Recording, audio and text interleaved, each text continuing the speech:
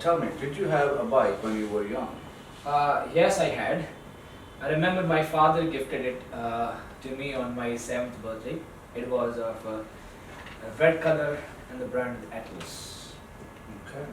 Did you ride bike when you were little? Of course, I would. I had one, I would ride it. And sometimes I would spend the whole day riding it. Right? Did you ride your bike to school? Uh, my parents were quite concerned about my safety, and they knew their son is not so good. He's so mischievous, especially on the road when he has a bike. He tries to ride it quite fast. So they never allowed me. Instead, my father would go with me to drop me to school. I could ride a bike only near my home. Okay. What about now? Do you ride your bikes? Not really, not even now. Now I have a motorbike, so I prefer using it because I have become a little lazier than I was a kid. It was a toy that I would play with. Riding was fun, but not now. Okay. Discuss the differences between using a bike and a car. I think bike is a I think it's environmentally friendly. It doesn't spread any pollution. It runs on the human power. However, cars are safer than the bike. Many people can travel simultaneously, which is unlikely with the bike. Plus, I would say cars can be used by everybody, while bikes are something that is used only by young people or only healthy people. People with some disabilities cannot use a bicycle. Okay. We need to talk about a speech that you gave.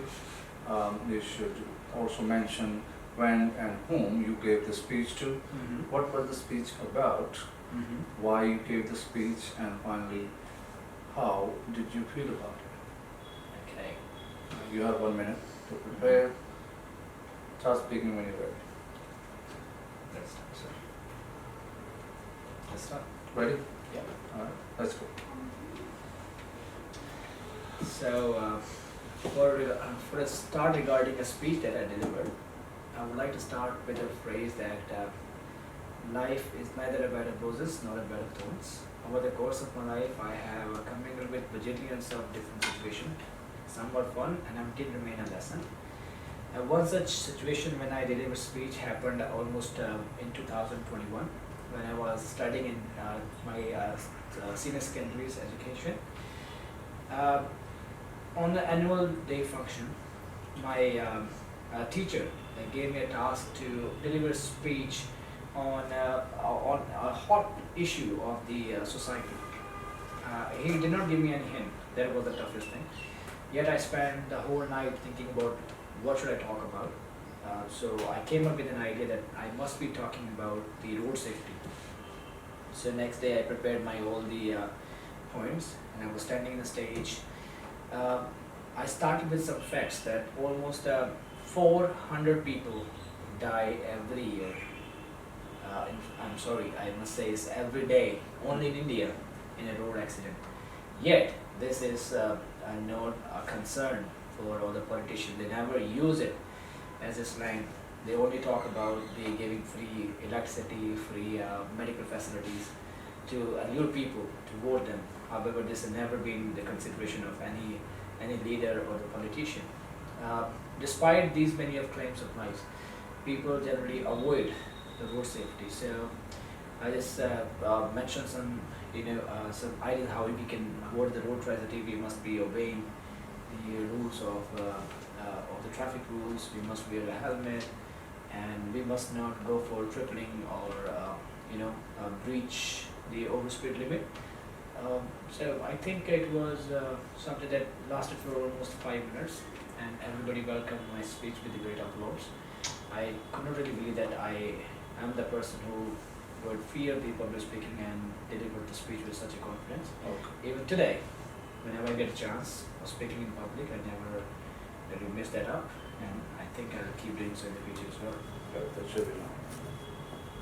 Okay. Too long, right? Let's talk about this topic in details. Sure. Tell me, why do people get nervous when they speak in public? I think they are image conscious.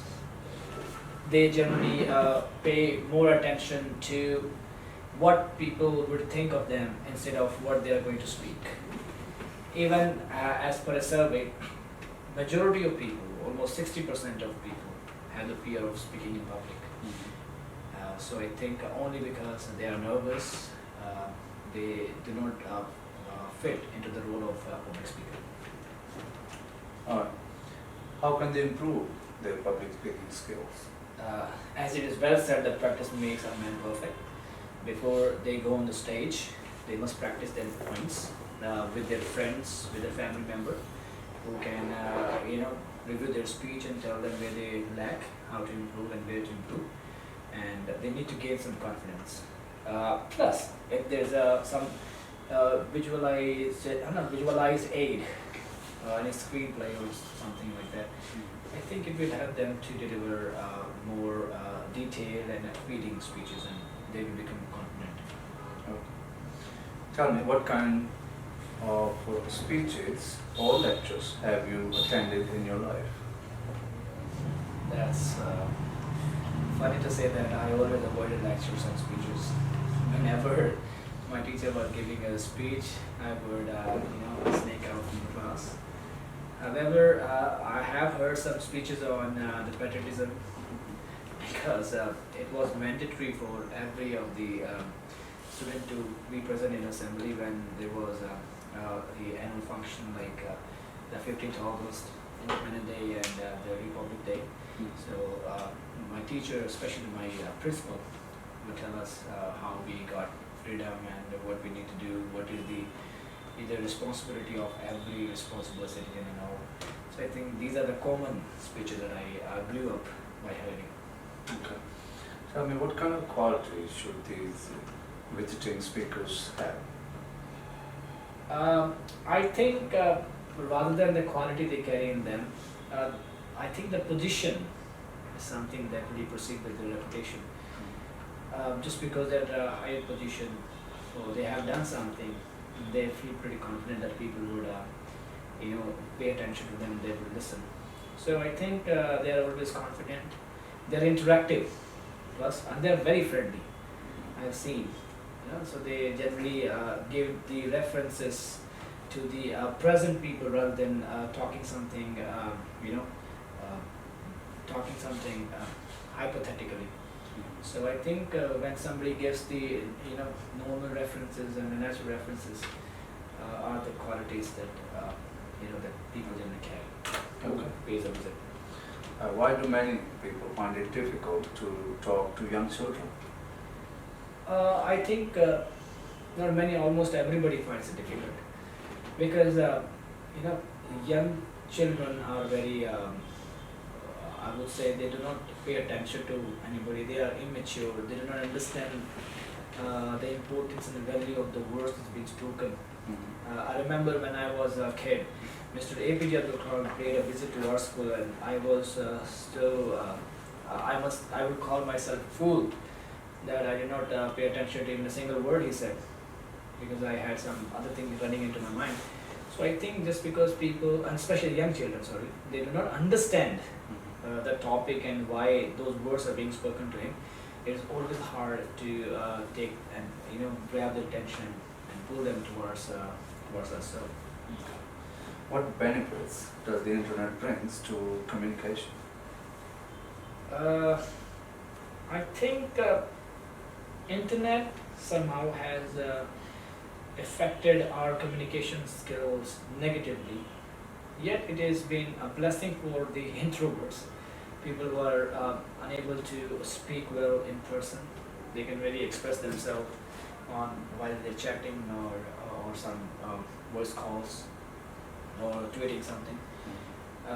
Moreover, it has really helped them learning a language that is not really specific to their culture, which is not they are not native of. So I think that's the only thing, and it has given the international exposure, how things are being expressed in different countries. So I think that's the only thing.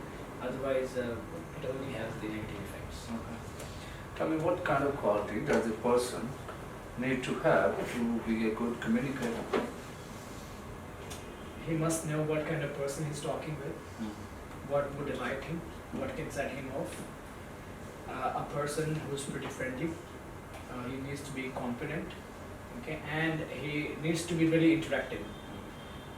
If a person keeps talking and the next person is only listening, he wouldn't be able to pay attention more than for a few minutes.